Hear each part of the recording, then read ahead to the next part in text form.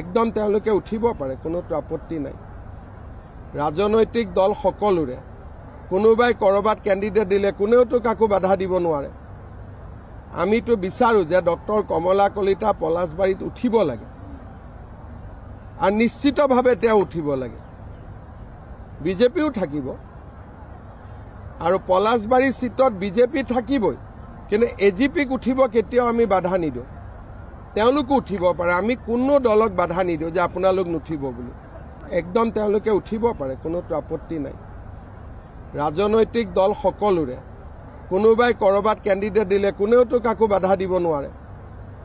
আমিতো বিচাৰো যে ডক্টৰ কমলা কলিতা পলাশবাৰীত উঠিব লাগে, আৰু নিশ্চিতভাৱে তেওঁ উঠিব লাগে।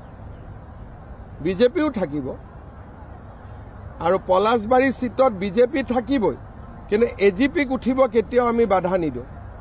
তেওঁলোকো উঠিব পাৰে, আমি কোনো দলক বাধা নিদিওঁ যে আপোনালোক নুঠিব বুলি। আসাম টক্স আপোচবিহীন অসম কণ্ঠ।